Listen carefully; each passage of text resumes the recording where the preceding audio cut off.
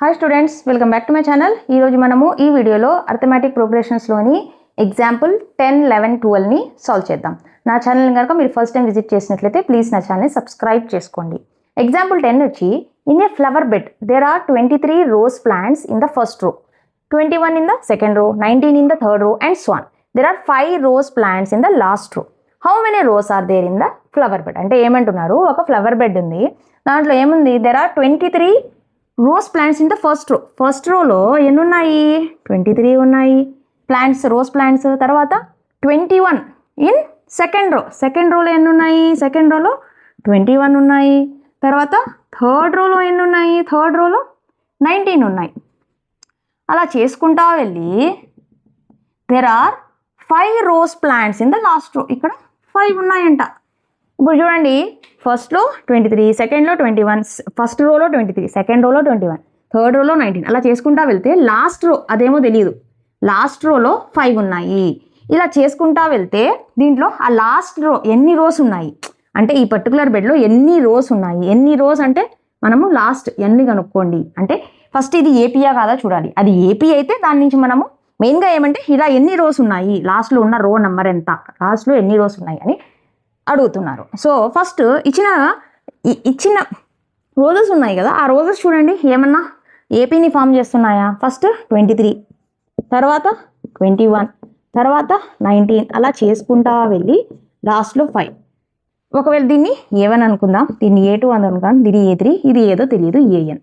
Okay, ఇప్పుడు common difference సేమ్గా ఉంటే అది ఒక AP. So D is equals to common difference కనుక్కుందాం. D is equals to A2 minus A1. A2 value 21 minus A1 value 23 is equals to -2. D is equals to A3 minus A2. A3 value 19 minus A2 value 21 is equals to -2. అంటే ఏముంది, common difference సేమ్గా ఉంది. So it is an AP.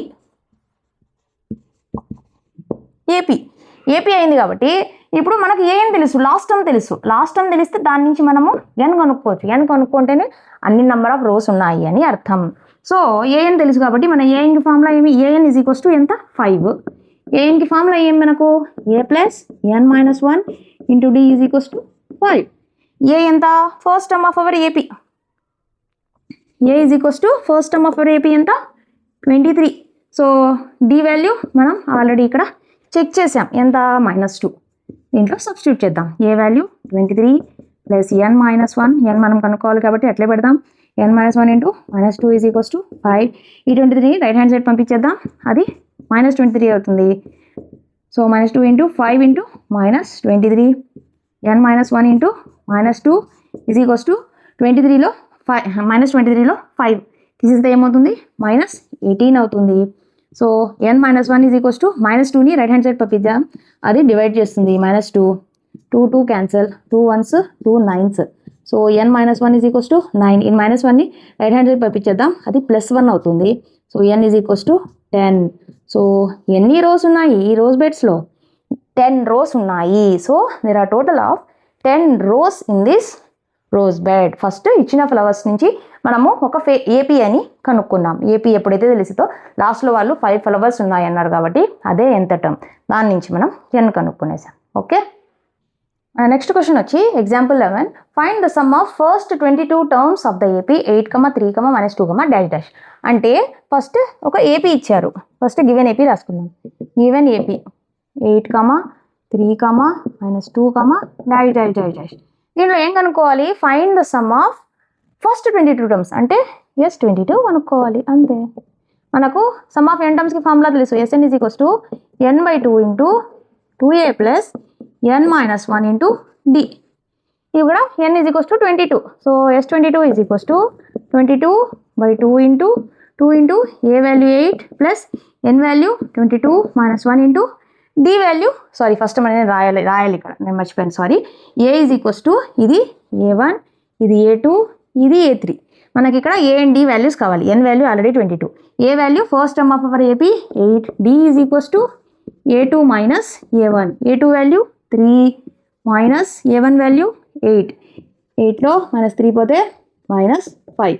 So D value ఎంత, -5. 2 1s 2 11s. So 11 into 8 2s 16 plus 22లో 1 పోతే 21 into -5. So 11 into 16 minus 5 1s 5 5 2s 10. So 105లో 16 పోతే 10లో 6 పోతే 4 plus 5 9.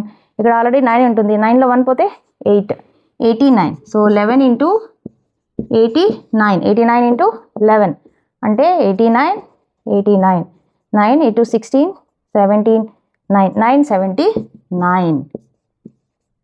So some of first 22 numbers.